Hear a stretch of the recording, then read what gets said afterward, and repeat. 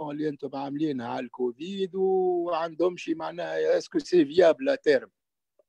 وانتم ال11 اللي ربحتوا معناها انت زاد tu étais majeur donc تفهمنا الناس الكل واليوتيليتي نتاع الابليكاسيون تاعك باش تشوفوا معناها بور لاكومبانيمون بتاتر عندها شي اون ابليكاسيون اندستريال عندها شي نلقاو لها شي بعد اكومبانيمون فينانسمون اسكو البروجي بو بروندر معناها لا في اون انفستي دون ما عندنا حتى مشكله سورتو وانت ربحت وانت انسينيون تاعنا اون بليس. هاي تفضل مدام الغول. Merci, monsieur Mod. Donc, bonsoir à tous. Permettez-moi tout d'abord de me présenter. Roul M, donc docteur et ingénieur en génie électrique. Aussi, je suis enseignante permanente en génie électrique à l'école polytechnique méditerranéenne et la faculté méditerranéenne privée du Tunis. Je tiens tout d'abord à remercier notre très cher invité, docteur Mohamed Ben Ali, docteur en oncologie et responsable du laboratoire de matériels médicaux Novartis. Encore une fois, je remercie toute la communauté de challenge. Je remercie également notre école pour cette excellente initiative. Alors, ma participation a été le développement d'une application de reconnaissance du diagnostic de symptômes du COVID-19 sous l'appellation EPM COVID-19 BOT. Donc, on sait tous que le diagnostic du COVID-19 peut se faire de deux façons, soit à travers un raisonnement analogique qui suppose d'une mémoire visuelle, soit à travers un raisonnement analytique. Donc, on parle ici de le diagnostic avec ce qu'on appelle la santé digitale ou la santé numérique ou tout court, donc e-santé, basée sur l'utilisation de techniques de l'intelligence artificielle. D'autre part, on sait que les récentes évolutions techniques autour de l'intelligence artificielle permettent enfin aux machines de nous comprendre et de nous répondre d'une manière instantanée et sans rupture.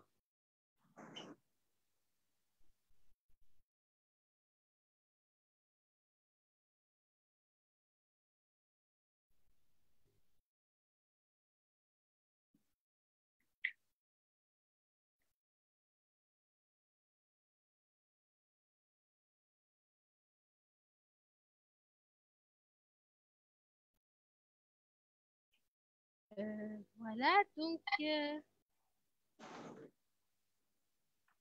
voilà. Donc, je viens de dire que les récentes évolutions techniques autour de l'intelligence artificielle permettent aux machines de nous comprendre et de nous répondre d'une manière instantanée et sans rupture.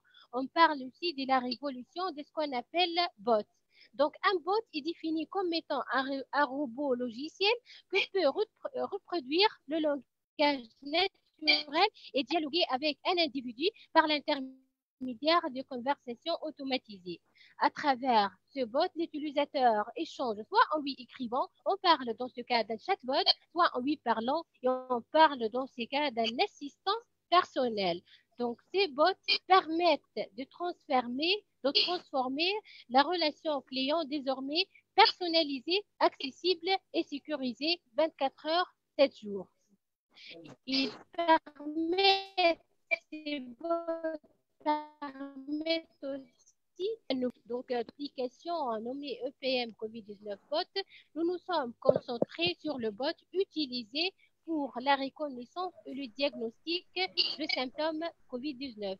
La procédure vise à détecter tout d'abord le premier symptôme de la maladie, à savoir le tout mal des gorges, et ainsi de suite. D'autre part, donc, à évoluer les facteurs de risque, à savoir maladie chronique, lieu d'habitation et ainsi de suite. Et aussi, donc, elle permet à conseiller les grands publics quant aux mesures à prendre.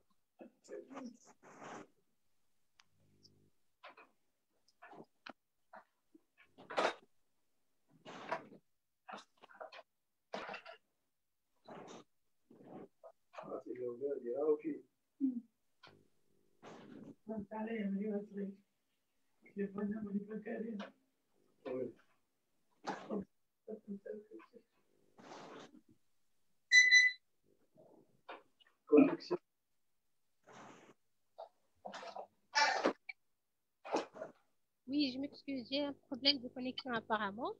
Donc, dans ce diapo, j'ai récapitulé quelques citations de certains personnages très reconnus, à savoir les fondateurs de Amazon, donc le fondateur de Facebook, fondateur Chanel et PDG Microsoft.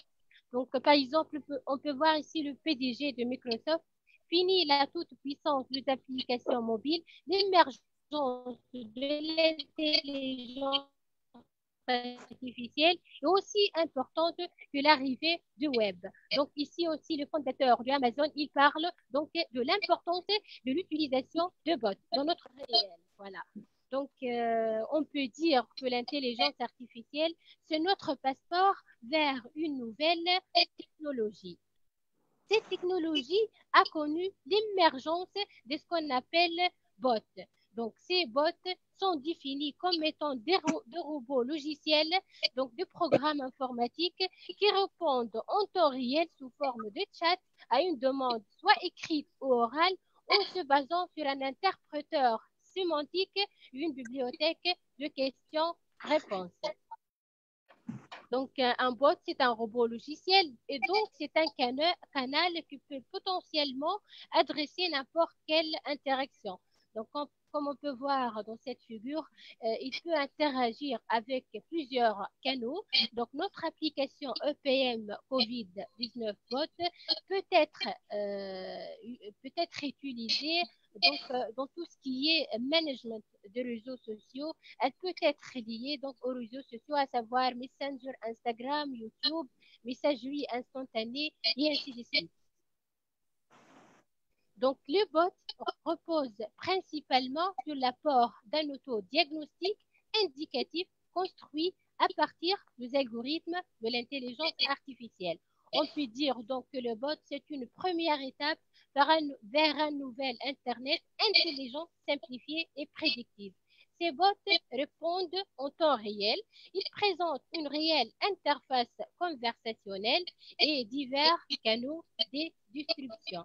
Donc, dans cette figure, ou bien cette figure montre l'évolution du canal de distribution. Donc, en commençant avec les téléphones, les ordinateurs, en passant par les smartphones, et vers la fin, on trouve la technologie la plus avancée de nos jours, qui est donc le bot. Donc, avec ces deux versions, le chatbot et l'assistant personnel. Donc, voilà, donc, notre application EPM COVID-19 Bot, donc, c'est une vision vers ce qu'on appelle la santé digitale ou la santé numérique ou tout court le e-santé. Donc, pour un utilisateur normal, cette application est disponible 24 heures, 7 jours. Donc, elle permet une réponse en temps réel. Elle permet d'avoir un gain de temps et surtout, cette application est très utilisée en cas d'urgence. Pour un médecin, donc, cette application permet de donner une démarche diagnostique cohérente sans aucune expérience. On peut parler aussi de la réduction du coût. Dans ce cas, on parle d'un client satisfait, donc un client mieux fidélisé. Et certainement, donc, pour un médecin, elle permet de mieux connaître son client. Voilà donc notre application EPM COVID-19 Bot. Donc, notre application présente plusieurs fonctionnalités. Donc, on trouve par exemple ici des images, à savoir par exemple ici les symptômes du coronavirus. On peut aussi donc accéder à des liens web. Par exemple, ici, visiter le site web du ministère de Santé publique. Aussi, on trouve de textes. On peut avoir aussi de coordonnées, à savoir, donc par exemple ici, appeler ce numéro vert donné par le ministère de Santé et on peut de même trouver dans cette application deux vidéos explicatives. Par exemple, ici, ça c'est une vidéo explicative sur les points clés de COVID-19. Donc, notre application EPM COVID-19 Bot, c'est un robot logiciel qui consiste en 4 étapes. Tout d'abord, donc, la première étape, c'est la recherche de EPM COVID-19 Bot par l'utilisateur. sur messagerie instantanée ou bien sur une application SMS ou même sur le site, sur un site. Donc aussi, la deuxième étape consiste à faire donc la traduction en langage technique par un interpréteur sémantique. On parle ici de technique de l'intelligence artificielle. Donc notre application présente, comme troisième étape, notre application présente un avantage, si je veux dire, c'est la possibilité de prise de relais par un humain. On parle ici de l'assistant personnel et vers la fin, donc, on parle de la réponse de bot en faisant appel soit à son serveur, soit aux recherches sur Google etc. Voilà. Donc, EPM COVID-19 bot présente plusieurs challenges techniques, à savoir la pertinence de la réponse, la structure de la réponse et vers la fin. Donc, cette application permet donc d'avoir une démarche diagnostique, donc formuler un diagnostic différentiel sans aucune expérience préalable concernant le symptôme du COVID-19. Donc, à travers notre application, on vise la santé digitale ou la santé numérique ou tout court, le e-santé. Donc, pour toute question, vous pouvez me contacter avec mail. Je vous remercie pour l'attention. Donc, voilà, donc EPM COVID-19 bot, c'est vers la santé digitale ou le e-santé tout court. Merci encore une fois, docteur Ben Ali, pour votre présence. Encore une fois, donc, je remercie l'Université méditerranéenne, je remercie Monsieur Monder pour cette excellente initiative. Je remercie encore une fois la comité de challenge pour cette idée, pour cette excellente initiative. Je suis ainsi prête donc d'engager la discussion avec vous.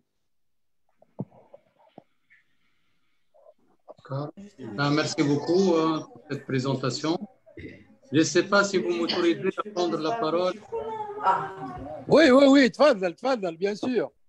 Je voulais vous remercier pour cette invitation et surtout remercier Madame N pour cette présentation. Personnellement, je suis intéressé et je vois dernièrement plein des applications développées autour de Covid. Je souhaitais commencer par dire c'est bravo que nous aussi, de notre côté, et l'Université de Méditerranée, Alphonse, a des projets innovants, ou des projets qui peuvent aider pour lutter contre cette pandémie. Le deuxième point, parler des dépistages, parler des diagnostics du Covid. Les diagnostics du Covid, comme vous le savez, ça ne se fait pas par les symptômes, malheureusement. Ça ne se fait pas par le médecin, ça se fait par les dépistages et les tests PCR. Donc, une personne qui a les symptômes, qui tousse, ou qui a de la fièvre, qui est fébrile ou qui a d'autres symptômes, ne pourra pas être diagnostiqué Covid positif sans faire le test. Donc, je pense que l'application trouvera plutôt son utilisation en tant qu'outil de sélection de patients. Car vous savez, les tests, on l'utilise, on fait les tests que pour des patients d'une façon sélective. Donc, c'est un outil de sélection pour faire le diagnostic ou pour faire le dépistage de COVID-19. Je pense que si on changera le positionnement de cette application, elle trouvera une utilisation et je pense à d'autres utilisations. Le COVID-19, peut-être, elle va disparaître d'ici peu, je l'espère, comme vous l'espérez, je pense tous. Et cette application, elle pourra être utilisée pour d'autres. Je suis oncologue, on développe, j'ai une équipe qui développe des applications qui aident aussi au diagnostic précoce de certains cancers. Donc, je vois l'utilisation pour l'accompagnement au diagnostic de plusieurs pathologies, et ce n'est pas que de COVID-19. Bien sûr, elle pourra être utilisée pour le COVID-19. Et moi, je vois des utilisations comme, par exemple, cette application elle doit être obligatoire sur le portable de chaque potentielle personne qui va aller à l'aéroport. Elle doit présenter ce qu'il va collecter comme données sur l'application, s'il est fébrile ou pas, s'il tousse ou pas. Et comme ça, on pourra sélectionner d'une façon où on pourra peut-être faire les tests d'une façon sélective à des patients ou on pourra aussi confiner d'une façon sélective. Cette application aussi, elle pourra être utilisée pour accompagner les patients, même après le diagnostic. Ça veut dire continuer à vérifier, à remonter les symptômes. La télémédecine a été développée pendant la période de Covid-19, même dans les pays où il n'y avait pas d'application avant. En France, les lois de télémédecine, il était voté. On a de la chance qu'il était voté juste un mois avant le Covid-19. Donc, cette application pourra bien sûr être utilisée pour la télémédecine. Donc, voilà ma vision des choses. Merci encore, Emna, pour votre application. On pourra peut-être travailler en off ensemble pour trouver le bon positionnement de cette application. D'accord? Oui, je vous remercie, Dr Ben Ali. En fait, cette application peut avoir plusieurs domaines d'utilisation, puisque c'est un robot logiciel, ça ne dépend pas donc de matériel et tout. Donc, mais juste pour le Covid-19, donc j'ai voulu donc orienter cette application au Covid-19, aux symptômes, voilà. Donc, c'est comme vous venez de le dire, c'est la télémédecine, oui, voilà. Oui, si vous permettez, j'interviens. Donc, moi, je suis content que le gagnant a vraiment gagné parce que c'est du travail qui peut avoir plusieurs applications. Je suis aussi très content que le docteur Moaz ait apprécié l'application et il a proposé différents domaines et différentes areas, hein, où on peut appliquer ça. Et je pense que la prochaine étape que Madame M, vous recevez certaines peut-être propositions du docteur et vous commencez à travailler, à faire des applications sur différents domaines qui peuvent déboucher aussi à des publications. Parce que comme vous avez vu, le professeur, il a publié plusieurs dans des revues américaines, etc. Et donc, ces applications peuvent déboucher à des publications et aussi peut-être à des applications dans différents domaines qui peuvent être peut-être après industrialisables, commercialisables, comme il a directement vu les applications possibles en dehors du domaine du Covid-19. Voilà. Merci, Monsieur Monder. Certainement, donc, j'aurai le plaisir donc, de collaborer avec Dr Ben Ali. Voilà, je suis tout à fait à la disposition pour des informations complémentaires. Voilà. Merci encore une fois. Merci à vous et bravo. Si vous permettez, Monsieur Ben Ali, Madame Yemna, c'est Sami Bilal avec vous, directeur des études de l'école polytechnique et membre du comité d'organisation de ce challenge. Donc, personnellement, j'étais impressionné des différents projets lors de l'exposé. Certainement, notre collègue et candidate, Madame Yem. Donc, je rejoins un peu Monsieur le Président du Conseil scientifique, mon cousin, Monsieur Mandar Bilal, sur l'idée du challenge et les mécanismes en termes d'accompagnement des business plans et des lancements des start-upers afin de montrer notre capacité sur la Tunisie et les compétences qui sont, bien sûr, qui font partie de l'enseignement supérieur, certes, de la Tunisie, entre autres aussi tous les mécanismes en termes de savoir et en termes d'accompagnement au niveau de l'école polytechnique méditerranéenne et le groupe méditerranéen. Donc, notre docteur, M. Ben Ali, un parmi les invités, qui a accepté et avec la volonté de pousser ce savoir et cette participation afin de voir les Tunisiens, qu'est-ce qu'ils sont en train de réaliser. En fait, personnellement, j'étais membre parmi 12 professeurs et des experts. Bon, scientifiquement, bien sûr, là, le côté santé, c'est à vous de voir, M. Ben Ali. Et encore, donc, chaque nuit, on aura des exposés à partir de 9h30, comme on a dit, et de voir, bien sûr, les différents projets entre les applications numériques informatiques et des robots, des mécanismes en termes électroniques, informatiques. Et sincèrement, il y en a sur l'Afrique des compétences énormes qu'on devra les exploiter. Merci pour votre intervention. Monsieur. Oui, mais merci. Peut-être on se donne rendez-vous demain. S'il n'y a pas d'autres questions. S'il y a des questions, sinon on se donne rendez-vous demain. Et peut-être. Si Madame Hajer Rahali est aussi la responsable du comité d'organisation du challenge, si elle désire un petit mot. Oui, tfadali, donc bien sûr, la parole elle est ouverte à tout le monde. Je tiens à saluer mon cousin, M. Makram Belal, il est là, je pense. À votre micro, M. Makram. Oui, Makram, il est là. Le micro, cousin. Comment vous voyez là, cette expérience du challenge et cette initiative? Là, je pense que c'est une très très bonne idée qui a abouti à l'élaboration de plusieurs projets. Et d'ailleurs, je profite pour vous remercier toutes les personnes qui étaient impliquées d'une manière directe et indirecte dans la réalisation de ce challenge. Par rapport à je rejoins Dr Ben Ali par rapport à une des applications immédiates, même si ce n'est pas mon domaine de spécialité, je pense c'est la médecine, si vous voulez, à distance, dans le sens de la téléconsultation. C'est immédiat. C'est un champ très, très, très ciblé, surtout en ce moment.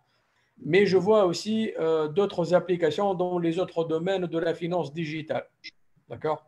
Je pense le problème pour ce genre d'application, ça c'est un avis personnel, au-delà de la médecine, au-delà de la finance, je pense c'est les données, comment on va alimenter par un certain nombre de données, une quantité importante de données pour pouvoir réussir d'une manière significative la convergence entre le robot et les questions éventuellement qui seront posées par le patient ou par le manager ou par l'opérateur d'une manière ou le client, entre guillemets, d'une manière générale. Dans tous les cas, je félicite la candidate pour l'idée, elle est très originale et je remercie l'ensemble de l'EMPT et du groupe EMLT de cette initiative qui est très, très intéressante. Inch'Allah, ça continue et ça devient une tradition tous les ans. Voilà.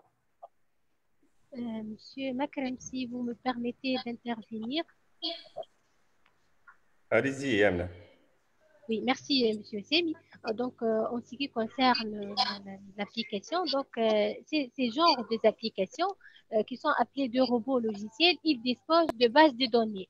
Donc, cette base de données donc, dépend du domaine d'utilisation, disons, de l'application. Par exemple, donc, notre application est orientée vers le COVID-19. Donc, la première étape, ça a été la collaboration avec donc, deux médecins, deux spécialistes de domaine, deux spécialistes du ministère de Santé pour collecter donc, une base de données pour les COVID-19. Déjà, dans cette application, on peut accéder au site web donc, du ministère de Santé. On peut appeler donc, le numéro vert pour demander des renseignements. Donc, voilà, M. Makram, donc j'espère que je vous ai répondu. Donc, la première étape, c'est la collection ou bien l'élaboration d'une base de données complète donc liée au COVID-19. Par exemple, si ces genres de bots sont utilisés, par exemple, dans le domaine marketing ou dans un autre domaine, certainement, donc, toujours la base de données va être sélective selon donc, le domaine d'utilisation. Voilà, donc comme première étape, j'ai collaboré avec des médecins, des spécialistes de domaine concernant voilà, le COVID-19 en général. Merci, M. Makram, pour votre intervention, pour votre intéressante question. Merci à vous. Madame Abidi, je tiens à vous féliciter. Je tiens à féliciter Madame Emna pour son effort et pour la réussite de son projet. J'espère qu'on aura plus de projets qui sont de première valeur pour l'UMLT. J'espère aussi que cette application participe à la minimisation de la contamination du corps du staff médical. Parce que comme on savait que 14% des personnes attaquées par le Covid-19 font partie du staff médical. Donc, j'espère que cette application permet de protéger notre staff médical et إلى الأمام إن شاء الله. ربي يوفقكم ويوفقنا جميعا. Merci bien, Madame Fatma, pour votre intervention. C'est très intéressant cette réflexion au niveau du pourcentage et des statistiques afin d'améliorer au fur et à mesure, bien sûr. Donc, je pense que n'importe quel candidat, il est censé voir les interprétations et les critiques afin d'aboutir enfin à répondre à toutes les questions des patients, des médecins, des intervenants dans ce besoin. Donc, personnellement, je vous invite à suivre les différentes idées et projets sélectionnés. Nous, aujourd'hui, on est presque 5. Peut-être on n'a pas diffusé l'information. Il y en a des experts qui vont nous rejoindre d'ici demain, donc tout au long des 11 projets. Pour les autres, comme il a dit M. Mandr, donc il y aura un club afin d'améliorer les propositions et d'encadrer les autres idées. Plusieurs initiatives, sincèrement, donc il y en a des projets 5, 6 classés. Il y en a des sujets qui ont été brevetés, M. Ben Ali. Donc, personnellement, je vous invite à revoir. Moi, j'ai vu les projets, j'ai essayé de balayer avec les membres du jury pendant la période d'évaluation. Mais à chaque fois, par exemple, Mme Yamna, aujourd'hui, elle a amélioré un peu la présentation, je pense, non? Par rapport à ce qu'elle a exposé l'autre fois.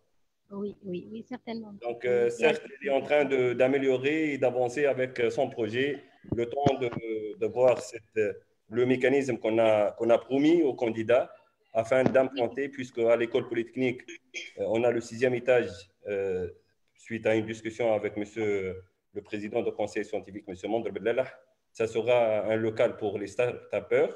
Et à Paul Ghazel aussi, 2 grands établissements qu'on a déjà présenté hier dans les journées portes ouvertes, une surface de 4000 mètres carrés, là où il y a aussi 10 équipements pour ceux qui désirent bien sûr investir dans les projets et croient en eux, bien sûr, et avec l'intervention des collaborateurs afin d'aboutir.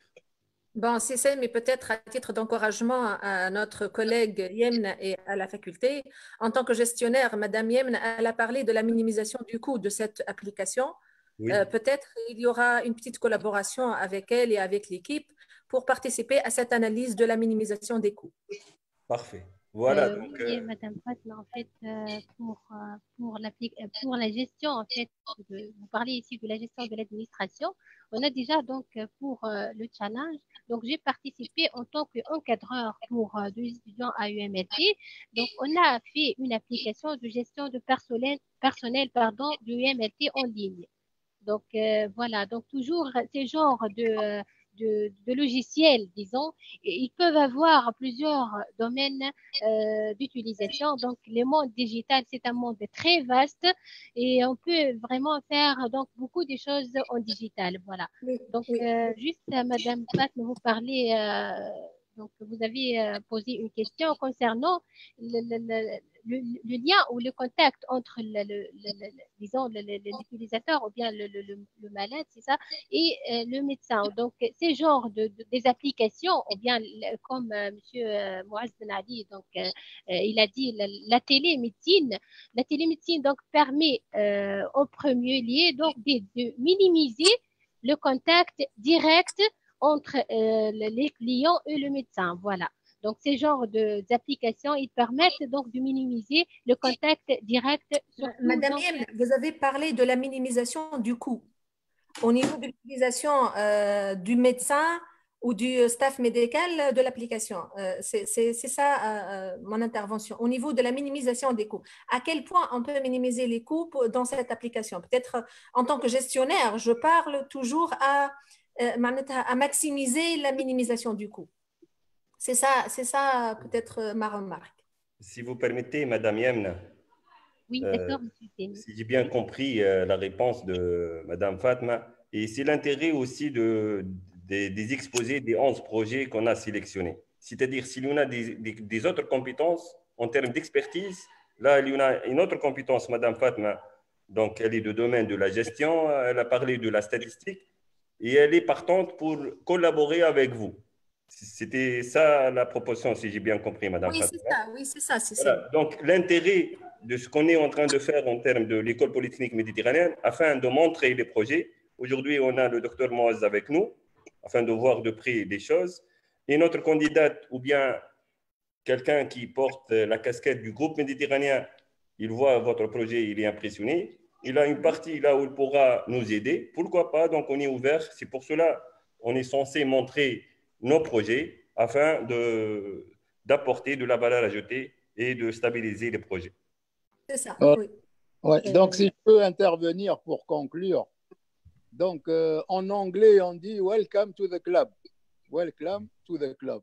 Donc, comme vous avez le club là qui s'occupe à l'école polytechnique de ces activités, Madame Yem, donc tu développes ton club avec ton application et les applications possibles suggérées par le professeur.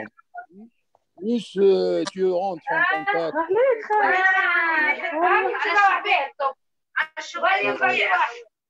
Et tu rentres en contact avec Fatma et tous ceux qui ont des propositions pour améliorer, pour aller à la prochaine étape. Go to the next step. Et merci beaucoup. Et on se donne rendez-vous demain à 9h30 s'il n'y a pas d'autres questions. Avec un deuxième candidat.